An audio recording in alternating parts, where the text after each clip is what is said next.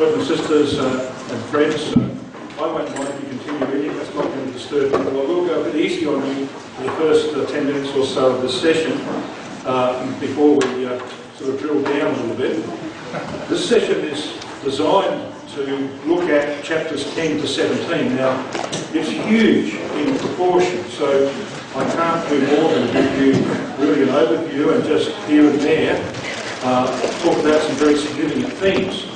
So we can't do what we'd like to do, but you've got all the information that you can follow through. The notes will tell you exactly, well, I'm reading out of my margin.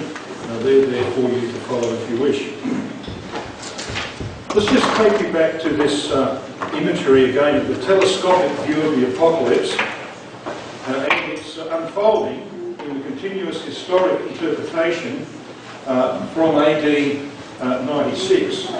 Now, thus far we've looked at the seals in part, the trumpets in part, and we come down now to this period. We briefly considered the vials of the wrath of God in chapter 16. Well, I want to just step back to the end of the sixth trumpet, because that's the end of chapter 9.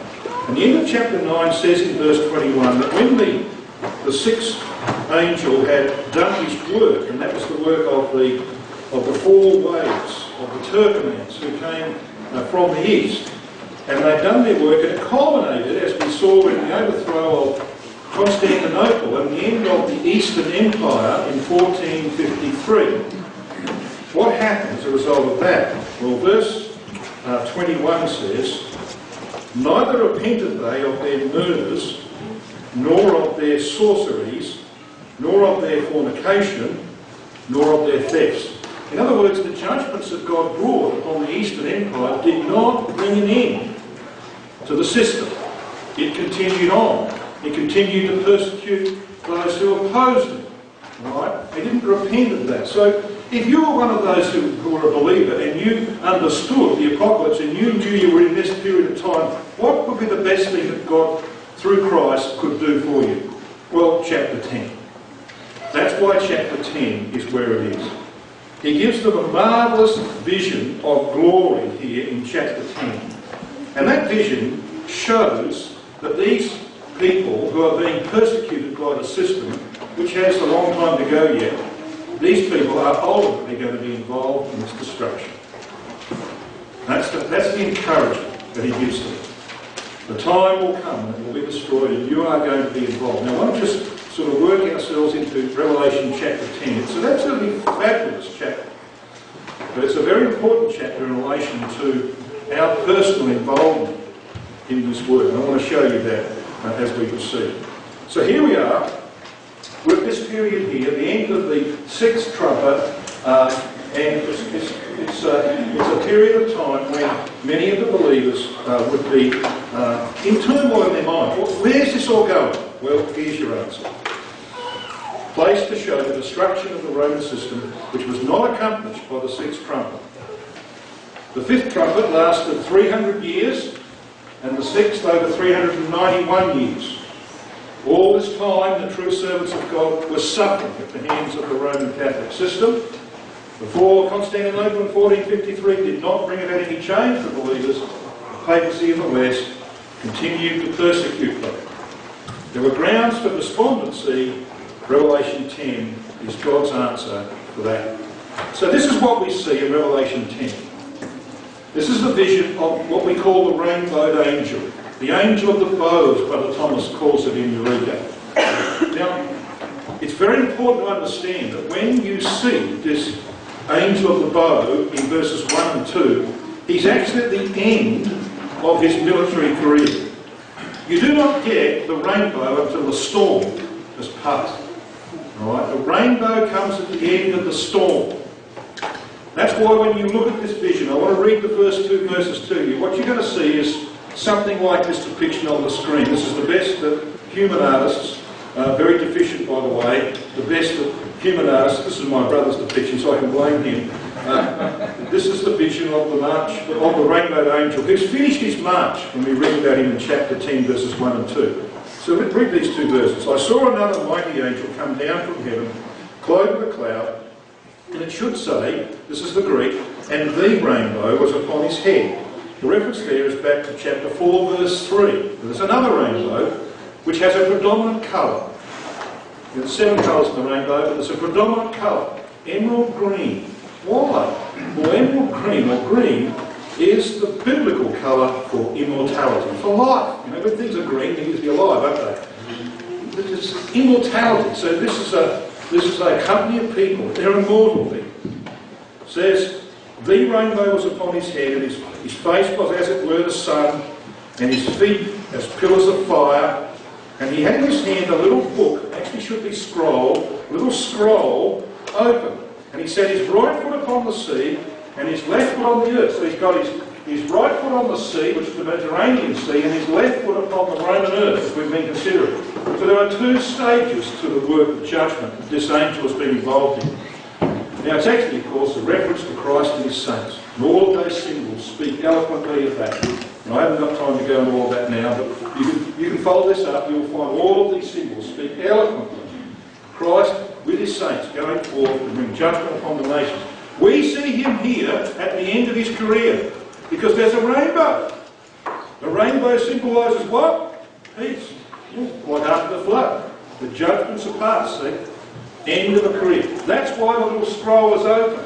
When you open a scroll or unseal a scroll, it means that you've actually fulfilled the contents of it. It's unrolled. Okay? That's this marvellous vision that's portrayed. So think about if you were one of these people suffering at the hands of the Roman Catholic system beyond 1453, you've got some comfort, haven't you? Comfort because the day will come and the divine judgments will sweep that system aside. So what's the sea and the earth here? Well, the sea is a reference to the Mediterranean Sea. Clearly, that's the case. To the nations of the Mediterranean region, and actually pointing forward to Christ's victory over the Gogian Confederacy in the Battle of Armageddon and those subsequent battles in this local area to establish his power there. But for the next 40 years, he has to contend with those nations who will not submit to his rule. Psalm 2 is all about that, and there are other prophecies that deal with that. So he has to finally put his left foot on the earth, the Roman earth. That's a reference to victory over the European nations and over the papacy in due course. It will take 40 years to accomplish all of that. This little open scroll is very, very important in the scheme of it. Brother Thomas says this in Eureka Volume 3. He says this little scroll is the most important fragment of the Apocalypse.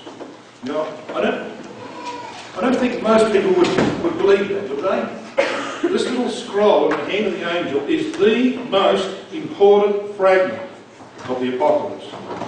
It contains the catastrophe of the plot, without which all the rest would be of little interest to the believer. In other words, it contains the judgments over a period of 40 years that will see the establishment of the kingdom of God. That's why it's so critical to the Apocalypse. Now, what about the length of this scroll? Again in Eureka, Brother Thomas says this. It is a little scroll of judgment. The scroll is little, not the judgment. Okay? The scroll might be short, but not the judgments. The scroll unrolled is not long. The 7 sealed scroll, extending from John's day to the time of the dead, or the resurrection, is long. Upon its roll are inscribed judicial events extending over nearly 18 centuries, obviously written in 1860, so you'd say that differently now. This is not a little scroll, but a very long one. A scroll extended gives us the idea of length, and this is representative of time. A little scroll is a short time in which things written therein are to be accomplished, a period, say, of 40 years, according to the testimony of Micah chapter 7, verses 14 to 17. Now, there are 2 very simple proofs that there will be a 40-year period. One's in the Old Testament, Micah 7, the other one is in Revelation 14, and we'll come to that a little later on. The one in Micah 7 says that when Israel are returning under Elijah in the second exodus of Israel, the nations will see things happening around Israel according to them coming out of the land of Egypt. In other words, the second exodus is the same length as the first exodus. The first Exodus was 40 years under Moses. The second Exodus will be 40 years under Elijah, according to the number of the days that they came out of Egypt. 40 years. Now that's the proof that Brother Thomas uses, but there is other proof that I'm going to show you. So what we have here, brothers and sisters and friends, is this. Some of you may have seen this chart before. It's an attempt to consolidate, to distill down to a simple format what's going to happen over a period of 50 years. Now, I'm not going to do this here, but you can prove, and I know you can prove, from Ezekiel, that there will be a 50-year period from the resurrection of the dead to the time that Christ walks his bride around the completed house of prayer for all nations. If I have 15 minutes, I can prove that to you, and if you weren't convinced, you will do what others have done. They've come to me and said, Jim, I can't really see it. You know what I said? Go home, get Brother Sully's book on the temple out and look at chapter 2. That's the chapter 2. Open your Bible and do some study for yourself. You know, every single one of them has come back to me and said, you know, Jim, Brother Sully's right. Yeah, I know he's right. He is right. There will be a 50-year period from the resurrection of the dead to the time when Christ has his universal rule, the temple's complete, and he walks his bride around it, which is the subject matter of Ezekiel chapter 40, verses 1 to 3. Okay? So, if there is a 40-year period of judgment, I'm going to demonstrate to you in a minute, where would you put that? Well, the second half, wouldn't you? That's right. That leaves you 10 years. 10 years, brothers and sisters. And you know, there are a massive number of things that have to be accomplished in that 10 years. The resurrection, the judgment, which will take 1 year, and that can be demonstrated. The next year will be given over to rejoicing between Christ and his bride. There will be no preparations for war. Nothing will be done except the rejoicing of Christ with his bride to fulfill Deuteronomy 24, verse 5. When a man takes a wife, he will not be given any business. He will not go to war. He will cheer up his wife for 12 months. Hands up, brethren, anyone in this room who cheered up their wife for 12 months in their honeymoon? None of you. I had 3 days. Did any Israelite ever cheer up his wife for 12 months? No. It wasn't written for them. It's the same as the law, thou shalt not muzzle the ox that treads out the corn. Paul says that wasn't written for oxen. Does God care for oxen? No. It was written for the apostles, so that you could feed them when they did their work of proclaiming the truth. Deuteronomy 24 verse 5 wasn't written for anybody else but Christ. Nobody ever kept it. But he will. When he's glorified his bride at the end of 12 months of the judgment process, he's going to go around and meet every one of them personally. Expect Christ to come and give you a hug. That's usually what husbands do to their newly found wife. Expect him to come and give you a hug. He'll want to know all about you. That's 12 months. No preparation for war. So up to 2 years, haven't we? Yeah. And Elijah and many saints will go out 3.5 years prior to Armageddon to begin the process of warning Jews they're going to get a sign of the Son of Man in heaven, which is Armageddon, by the way. You're going to get a sign. You can't dismiss it. Armageddon's coming. That leaves about 4 or 5 years for the preparation of the saints to do their work. It will take that length of time, brothers and sisters. Never think that an immortal is an automata. The angels are still learning. When God sends his angels on missions, now through Christ, of course, he collects them together. We've got a picture of this in the Bible. He collects them together and says, now, what do you think we should do about this? He's going to make you use your brain in the kingdom. Right? He's going to ask for you to say, how are we going to go about this? And to say, that's the idea, we'll take that one and get out and do it. It's going to take 4 or 5 years to gear up all of these saints for a myriad of things that have to be done for the next 45 years. Yep, there will be a 10-year period between the resurrection of the dead and Armageddon, which is why we don't have to worry about some unfulfilled prophecies like peace for Israel and all that sort of stuff. Plenty of time, brothers and sisters. We can be at the judgment seat and all of that will be accomplished while we're there. I'm off the track, sorry. I get carried away when I get into that subject. Because it's fascinating, isn't it? You can actually nail this down. I did 8 studies on that 10 years. Imagine how many I'm going to give on the 50. 4. Took 40 studies to get through this 50-year period. And we did it back in 1979-98. It's a huge subject. Well, the reason I'm here is because this is the work of the mighty rainbowed angel, revealed at Armageddon to the world, goes on for the next 40 years. When we see him, he's at the end of his career. He's victorious. Victorious over all comers. And of course, there's an intense period here of the destruction of Catholic Europe, who will oppose his rule. Who's going to do that? Well, Elijah bringing the Jews back through Europe. They're the weapon to be used against the system of Babylon the Great, overshadowed by the saints, as they will be when they come back. Now, I didn't put this through the speakers because I would have woken you all up. But if you can hear sort of thunder in the background, this is a reference to Revelation chapter 10 and verse 4, verses 3 and 4. He cried with a loud voice, as when a lion roareth, and when he had cried, 7 thunders uttered their voices.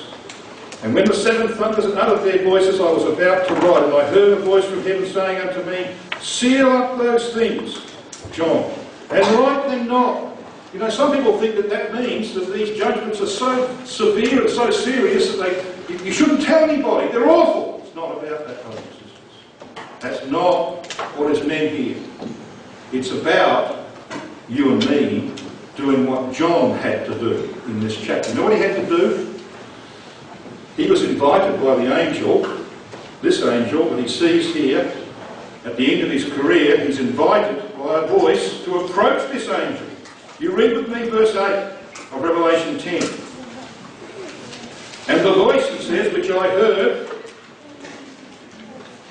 from heaven, spake unto me again and said, Go and take the little scroll which is open in the hand of the angel which standeth upon the sea and upon the earth. Verse 9.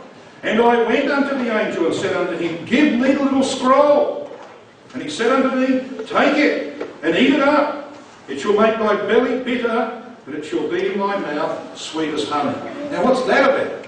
Well, you see, this is the reason why he wasn't allowed to write it. He had to eat it. Don't write the contents of the scroll down. Eat the scroll. Make it your own. Alright? See the point of it? Some of you are eating now. Could I offer you some paper?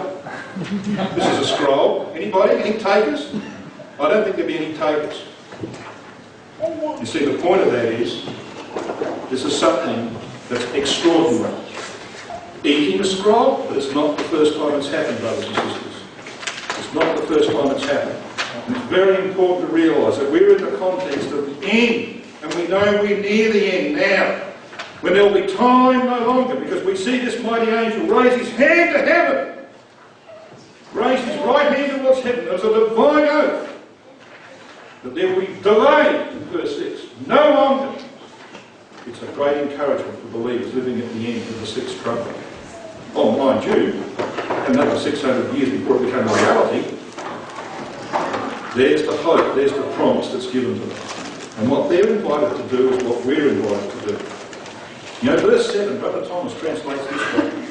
But in the days of the voice of the 7th angel, the 7th trumpet angel is meant, when he shall sound, Brother Thomas translates, when he shall sound, doesn't say begin to sound, that is, while he's sounding, and the 7th trumpet began with the French Revolution, while he's sounding, says, the secret of God should be finished, as he hath declared to his servants, the prophets. Right? The secret of God should be completed. So you see, John is asked to go and eat the scroll.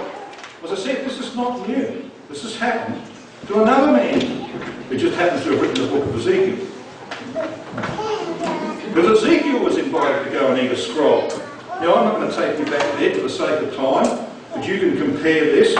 In Ezekiel 2 verse 9, he saw a scroll, the messenger's hand. In verse 2 of John, chapter 10, he saw a scroll open in the angel's hand. In Ezekiel 2 verse 10, this scroll that he saw was written on both sides with divine judgments. John sees a little scroll containing the 7 thunder judgments. Ezekiel chapter 3 verse 1 was invited to eat the scroll, so was John. Revelation 10 verse 8, he found it, Ezekiel, as John did, sweet as honey in his mouth. And in verse 14 of Ezekiel 3, he experienced bitterness in the execution of what was written in that scroll. And that's exactly what John found. It was sweet in his mouth, but he found it to be bitter in his belly. What do you reckon that might mean, brothers and sisters? Well, it means this. If something is sweet in your mouth, it's agreeable, isn't it? You agree with it. You've got a scroll in which is written divine judgments. You agree with it. But in the execution of it, you're not going to find it a pleasant business at all. God decides the death of no man. We don't decide the death of any man, do we? But the judgments that are coming are going to be massive. The loss of life on this earth is going to be massive. God's going to take 2/3 of his own people. He won't take any less Gentiles. We're looking at 4 billion people, at least, gone. Is that going to be a pleasant experience? No. Just like Ezekiel found, it will be bitter in the eating thereof, in your stomach. You know, it's a little bit like life in the truth, isn't it? We come to meetings and we sit and we listen to the Bible being expounded and it's sweet in our mouth. It's like eating honey, isn't it? It's not so easy when you walk out the door, is it? It's not so easy when you walk out the door. You've got to face the bitterness of life out there. You've got to try and put into practice the things that sound sweet in your mouth. That's the principle. Alright? So here we've got a very important exhortation to us. You want to be involved in this work of overthrowing the evil systems of men and establishing the kingdom of God? You've got to take the scroll and eat it. You've got to make it your own. You've got to so desire to be there that you're prepared to go, as it were, like John did. And this is what he did. He takes the initiative. You see what it says in verse 9? I went unto the angel. The angel didn't come to him and say to him, John, open your mouth and shove the thing down his throat. He said, you come to me. And John took the initiative and he went and took the scroll and he ate it. That's the principle for you and me, brothers and sisters. You've got to want to be there, to be involved in this work. There's got to be a real desire. It's got to be sweet in your mouth, even though it will be bitter in the execution. And this is why it's going to be bitter. Have a look at Revelation 10 and verse 11. And he said unto me, thou must prophesy again before many peoples and nations and tongues and kings. Now normally, I hear people talking about that verse saying, that means we're going to preach the truth to people. Yeah, we are going to teach the truth to people. But this is not what this verse is about. And you've got to read the context. Context is always the final arbiter of any interpretation. This context is about judgment. This is about eating the scroll. This is about the bitterness that will be part of that execution. Alright? That's why Brother Thomas is quite correct. He's quite correct. In your reading, this is what he says. After John, as the representative of all the saints, had eaten up the little scroll, the judgments to be executed, when the angel of the bow shall have been developed, he was told by the angel in vision that he must prophesy again against many peoples and nations and tongues and kings. Yeah, the first work is a work of judgment. What follows is a work of education and instruction. Yeah, the time will come when we will instruct and teach. But this is not about that. This is about the judgments that have to be poured out first. And this is the way it will unfold. The 40 years of the subjugation of nations begins with Armageddon, when the Gogian host was destroyed in the land of Israel. And the Tarshish powers, we call the Western powers today, are humbled in that same process. Then there will be a 10-year proclamation to the nations to submit. And I'll talk about that briefly a little later on. Some sensible nations like Britain and presumably America, sometimes, nations can be sensible. Britain, America, Australia, Canada, nations like that you would expect to submit to Christ. but other nations won't. The Catholic nations will unite behind the Pope. They're going to implement their Antichrist doctrine that the Jesuits invented. Yeah, it was the Jesuits who invented it. Said there will come a man who will claim to be the King of the Jews, ensconce himself in Jerusalem and demand that the world serves him. Yeah. So many peoples, unfortunately, especially the European nations, will follow the papacy in opposition to Christ. That's why you have to have another 40 years of judgment, so to speak. There'll be a lull before the final storm of 30 years. It's the hour of judgment we spoke about in Revelation chapters 17 and 18. Rome itself will be destroyed in a fiery overthrow 10 years after Armageddon. That could be demonstrated from Revelation 14 and verse 8. There will be a final plea after Rome itself goes down the gurgler. And they still won't listen, most of them. So it'll be necessary for the nations of Europe to be subject to intense wars. And it will just so happen that Elijah will have Israel in the body of Europe organised.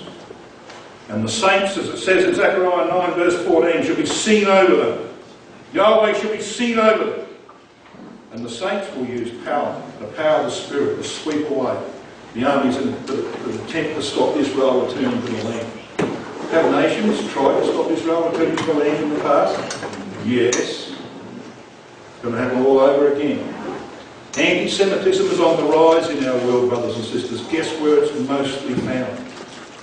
Eurasia, Russia and Europe.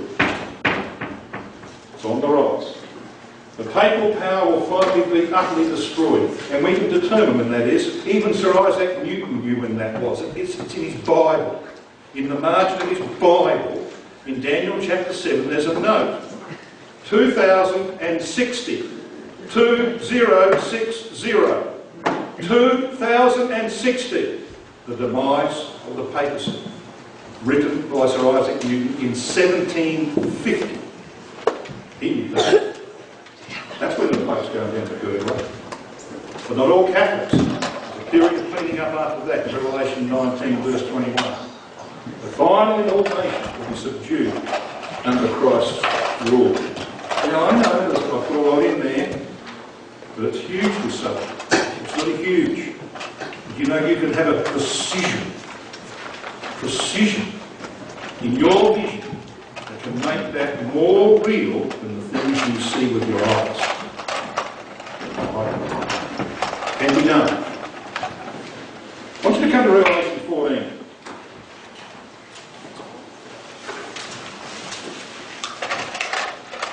Revelation 14 is about the triumph of the Lamb and the redeemed. And you read in verse 1, and I looked, and lo, a lamb stood on Mount Zion, and with him 144,000, having his father's name written in their foreheads. So when do you think it might be that the Lamb with the redeemed stands on Mount Zion? Well, it's really post-Armageddon, it's post-earthquake, isn't it? It's post the complete change of the land, the exaltation of Mount Zion. It's got to be there, doesn't it? So this chapter begins with the events immediately after Armageddon. Verses 6 and 7 speak about what's going to happen then. The mid-heaven proclamation goes forth to the nations. It will last for 10 years. Verse 8 is about the destruction of the city of Rome and the Vatican, of course, which they'll try and rebuild after the events of Armageddon. Verses 9 to 11 is another warning to those who continue to adhere to papal rebellion against Christ's rule. Verse 12 is like a fulcrum in the chapter. It's the middle of the chapter, the patience of the saints. And then what happens, and this is typical of the apocalypse, you get the picture up front, and then you get the details of how it's going to all fall out. Verses 13 to 16 is Armageddon, the harvest of the earth, the explanation of how we get here. And verses 17 to 20 is the vintage of the earth, that is the crushing of Babylon the Great. Israel had a year which is used in the scriptures, and it's used here in Revelation 14. Now this is the Jewish year. As you know, it doesn't sync with our Gregorian calendar. You know who invented the Gregorian calendar, don't you? Pope Gregory XIII, which is why it's wonky. Right? Providing you stay within it, it's fine. But it's wonky, like most calendars are wonky. And I think there's a reason for that. God doesn't want us to know the year of Christ's return. We have to wait patiently and be ready for it at any time. We know it's near. So here we've got Israel's harvest season. They harvested the crops, beginning with the barley, ending with Pentecost, 50 days later. Okay? They harvested barley and then wheat. And then there was the picking of certain fruits, the early figs, the first grapes, and the summer fruits. And then they finished it with the vintage. They picked the grapes and crushed the vintage. They trod out the vintage. That was their year. That's the language that's used in Revelation 14. So you have the harvest of the earth. If you just look with me at Revelation chapter 14 and verse 15, it says this. And another angel came out of the temple, crying with a loud voice to him that sat on the cloud, "Thrust in thy sickle." What do you use a sickle for? Well, cutting down grains, don't you? "Thrust in thy sickle and reap, for the time has come for thee to reap, for the harvest of the earth is ripe." Anyone tell me what Armageddon means? Formed of three Hebrew words, Arima, Gay, Dom, or Dan. You know what that means? I think I heard it from your lips. A heap of sheaves in a valley of judgment. Yeah, Armageddon is the harvest of the earth. Right? It matches the beginning of Israel's harvest season. But Armageddon is relatively short. It's the rest of the judgments that will be long. The treading out of the winepress of the wrath of God is going to be over a period of 40 years. The vintage. And we read about that, if you have a look with me, verses 18 and 19. Another angel comes out in verse 18 of the order. His power over fire. He cries with a loud voice, "Thrust in thy sharp sickle and gather the clusters of the vine of the earth, for her grapes are fully ripe." And the angel thrust in his sickle into the earth and gathered the vine of the earth, cast it into a great winepress of the wrath of God. So you've got the treading out of a winepress. This is exactly in harmony with what Israel did in their harvest season. It lasted some months. Well, I want to look at verse 1 and verse 20 of Revelation 14 with you.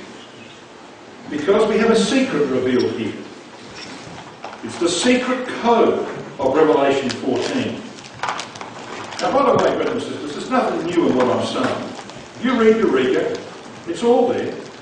All of this is in Eureka. It's been there for 150 odd years. So here in verse 1 of Revelation chapter 14, we have a symbolic number used. 144,000. If you're a Jehovah's Witness, of course, it means something quite different from what we understand from it. If they believe 144,000 go to heaven, the rest of us poor sheep on earth, we've got to put up with being down here. Not about that at all, is it? This is a symbolic number. And it's not new. It's not new in the Apocalypse, because you see, this is all explained in chapter 7. In Revelation 7 verses 4 to 9, you have 12 tribes of Israel with 12,000 sealed. Now 12 times 12,000 is 144,000. Okay? So Revelation 7 tells you who they are. And in verse 9 it identifies them. It's not a set number of people at all. It's a vast, innumerable multitude, it says, from all nations and peoples and tongues. Yeah, it's the redeemed. It's a symbolic number. So how do we get this symbolic number? Well, you use the square root principle. Alright? 12 is the number of Israel in the Word of God, isn't it? 1,000 to a Hebrew meant a family. You want proof of that? Jot down Judges chapter 6 verse 15. Because when Gideon was approached by the angel says, you're going to destroy the Midianites. He said, who, me? You mean me? He said, I mean you. He says, my family is the least in Manasseh. Look up the Hebrew for the word family. It should be rendered, my 1,000.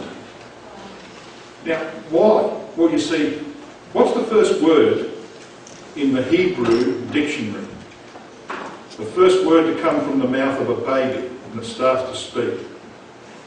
Abba, Father.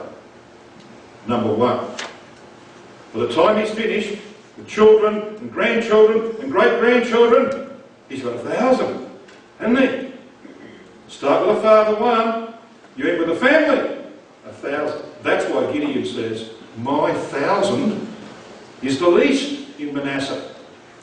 To a Hebrew, you say 1,000, he interprets it as a family.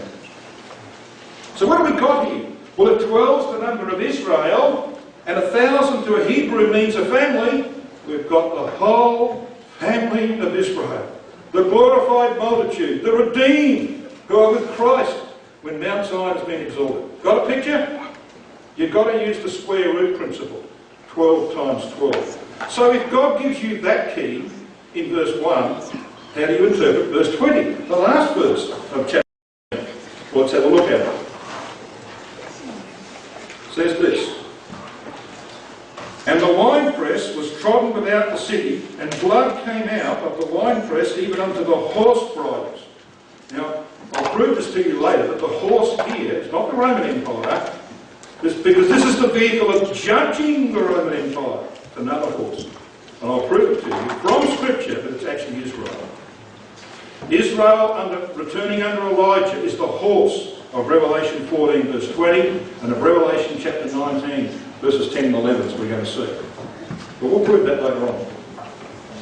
So here you've got blood coming out of the winepress, which is being trodden out by the space of 1,600 furlongs.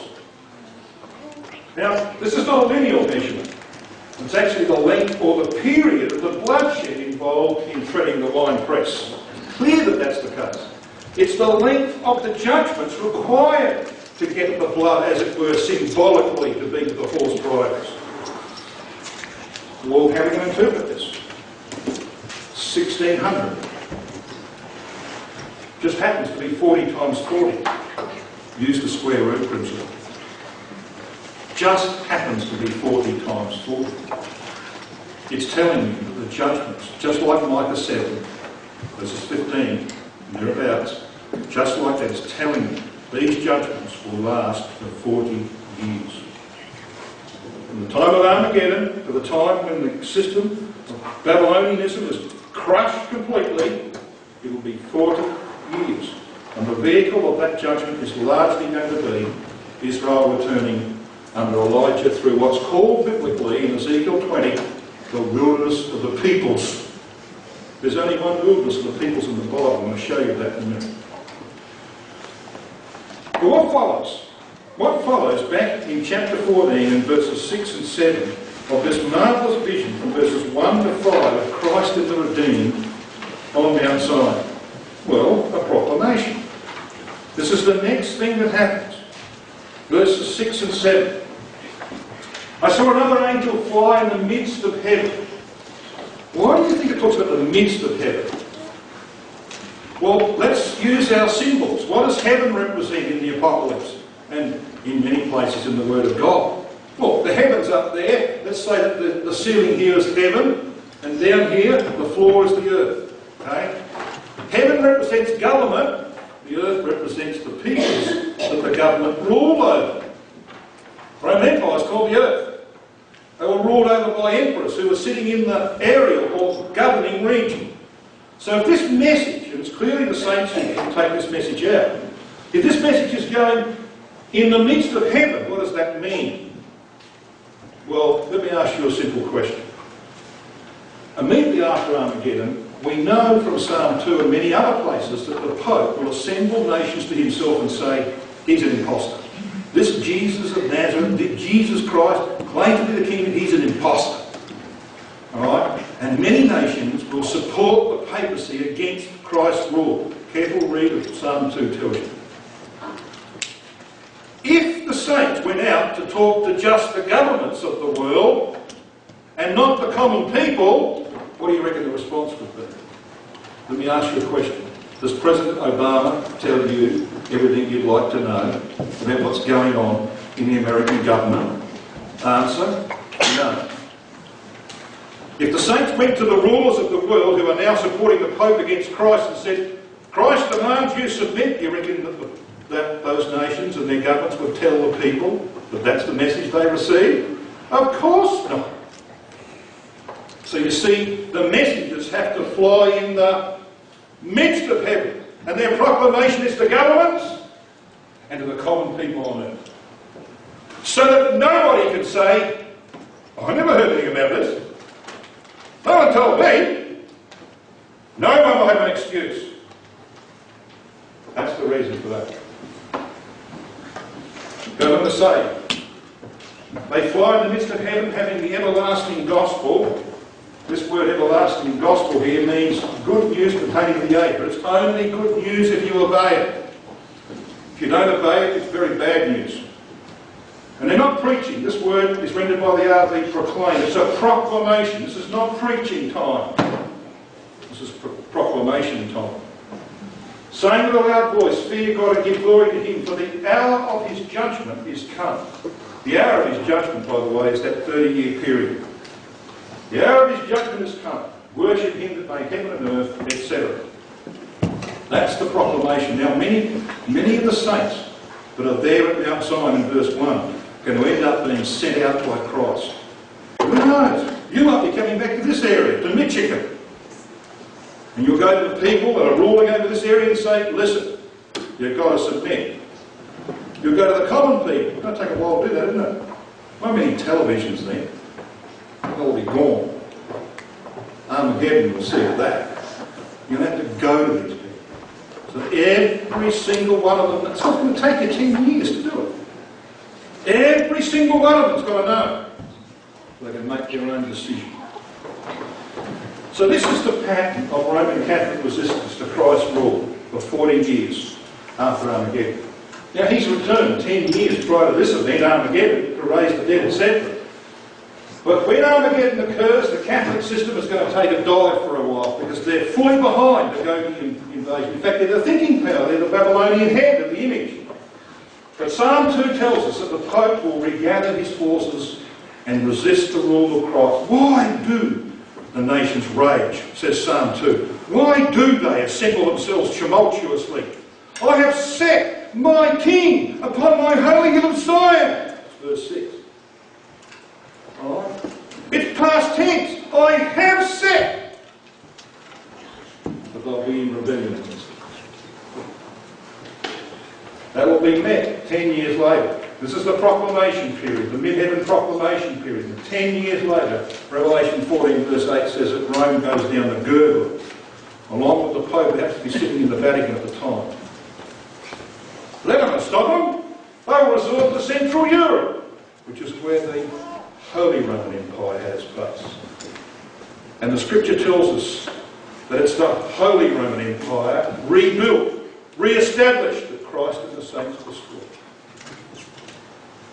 And it will be Israel in the wilderness of the peoples, coming back under Elijah in the second Exodus, that will be used by the saints as the weapon against Babylon the Great. And in 2060, papacy is destroyed. And then there'll be a clean-up period. That clean-up period just happens to be 4 years now, and Christ comes this year. It'll be 5 years if he comes next year. 6 years if he comes in 2016. 7 years if he comes in 2017, and so on. I'll let you come to some conclusions about that.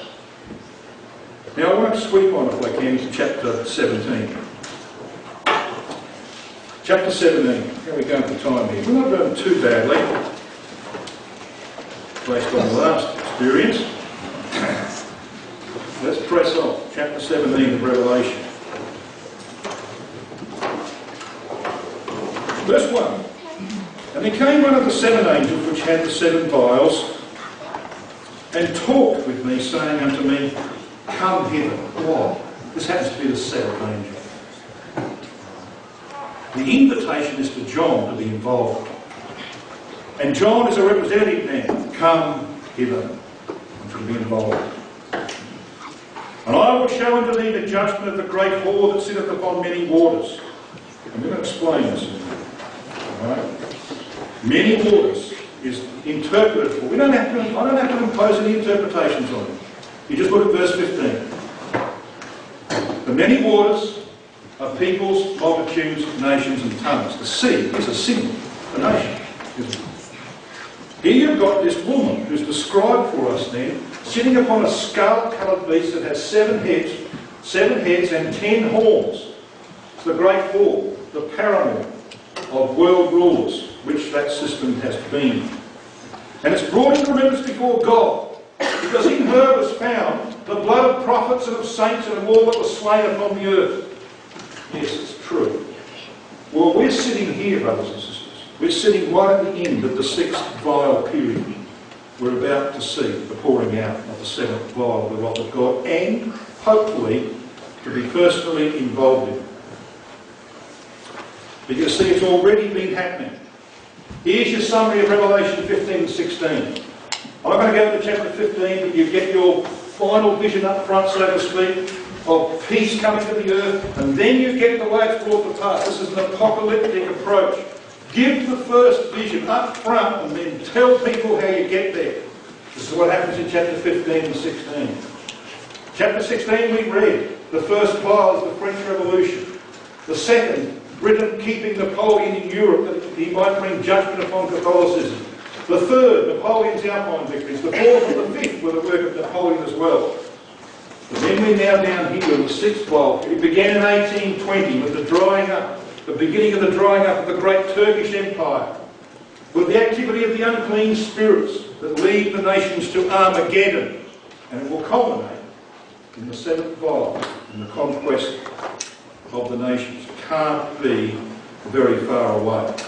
And when that happens, brothers and sisters, the French Revolution that began the pouring out of the vials of the wrath of God will culminate in the 3rd great earthquake that we read in Revelation chapter 16 and verse 18. When Babylon the Great comes in remembrance before God to receive the judgments of which that system is worthy. So here's your picture of the vials of the wrath of God that will bring judgment, or have brought judgment, beginning in 1789. Now the 6th vial began in 1820. You might ask the question, why has there to be a longer period? Look at these vials. 89, 93, 96, 1805, 1820. Short periods. Why a long period for the 6th vial? Or Revelation 17 tell you. Revelation 17. I want you to read with me verse 16. It says this. And the 10 horns, this is 10 European nations formed by the barbarian invasions that we referred to earlier today. The 10 horns which thou sawest upon the beast, these shall hate the whore, and shall make her desolate, and naked, and shall eat her flesh, and burn her with fire. When did they do that?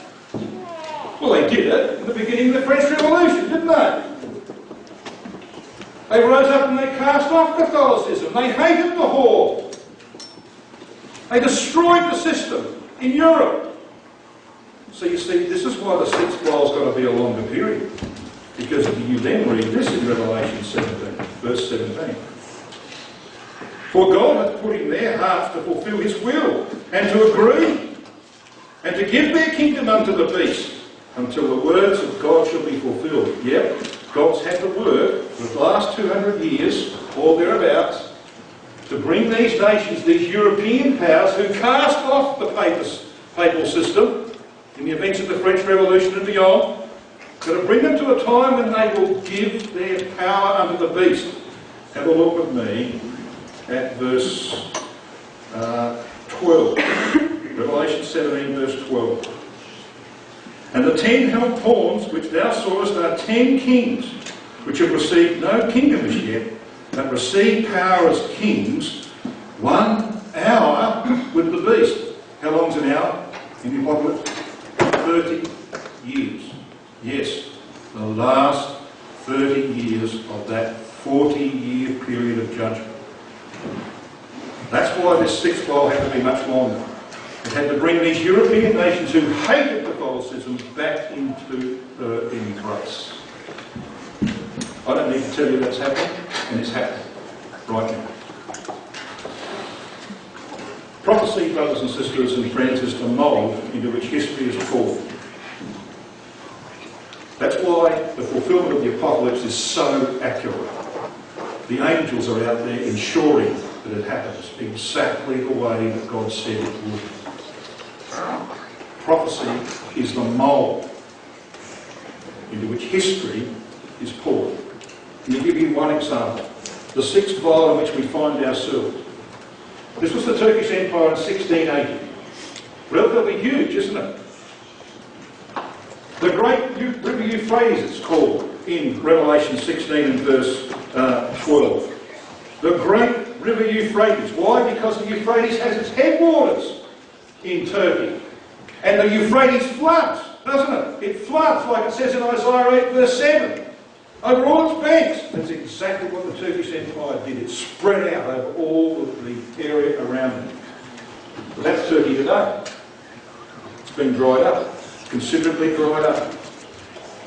And it was done in ancient times. The Euphrates was dried up in ancient times by a man called Cyrus. Alright? Who we are told is a type of Christ. Raised up from the east by Yahweh in righteousness. God's shepherd to deliver Israel and appointed judge of Babylon. What did he do? Well, he dried up the Euphrates. In accordance with the prophecy of Isaiah 44, I will dry up thy rivers. I will open before him the two-leaved gates, and the gates shall not be shut. So on the night that Belshazzar was drinking from the vessels of the temple, we just read it in our readings, things happened, didn't they?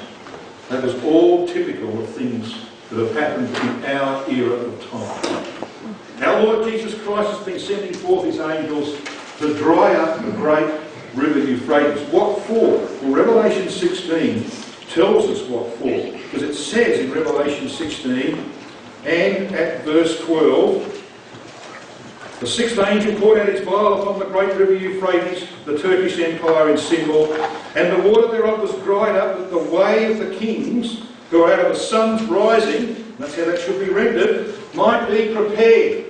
Yes, the Turks were pushed out of Palestine by the British in 1917. Why? Because there had to be a land of Israel. Had to be a partial return of Israel. What's that land going to be used for? As a way.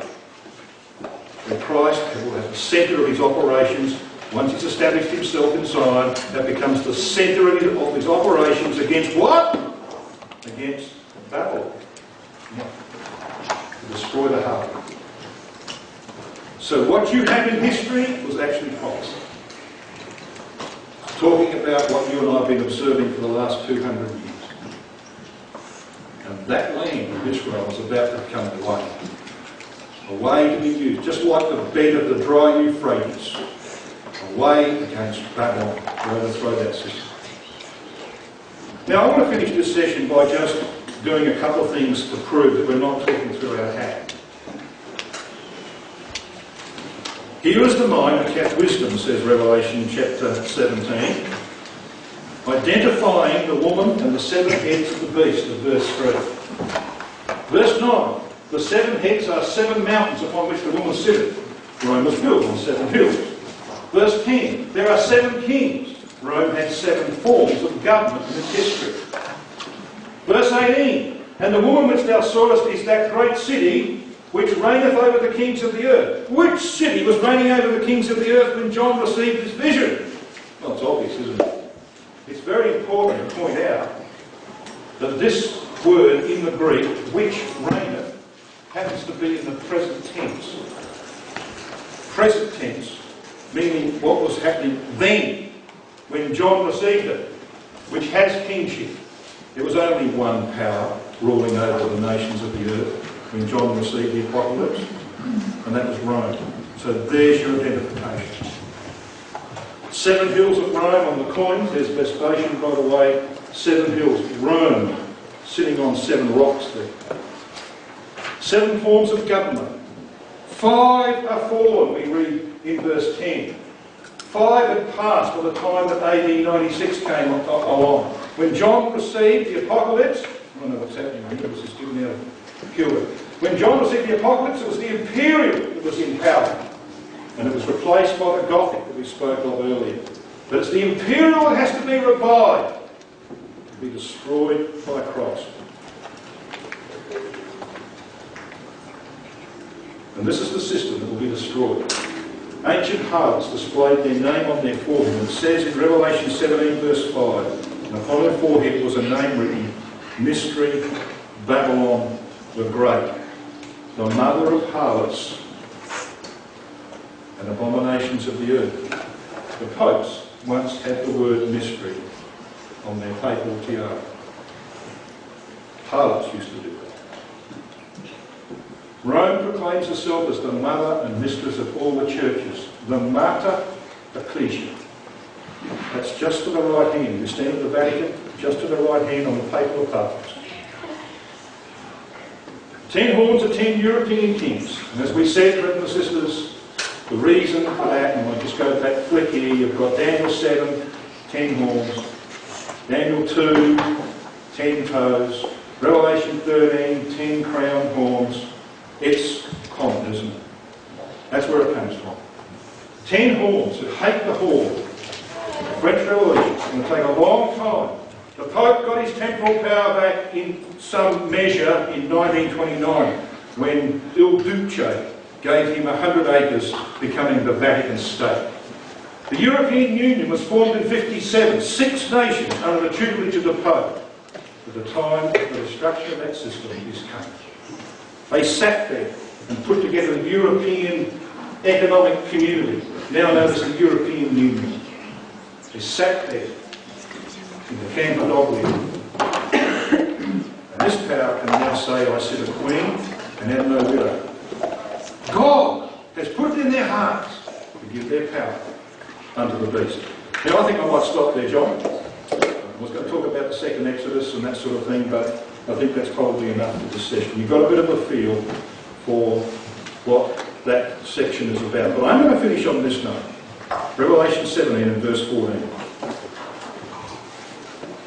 These shall make war. This is the 10 kings with the beast. They will make war with the Lamb, and the Lamb, Christ, shall overcome them, for he is Lord of lords and King of kings, and they that are with him are called and chosen and faithful. So, brothers and sisters and friends, if you approach the angel and say to him, so to speak, give me that scroll, I want to be involved.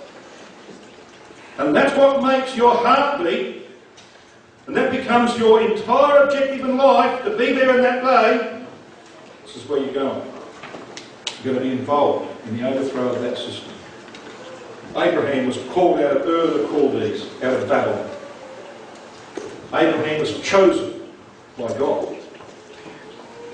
And Abraham is going to become the heir of the world by faith. These are called, chosen,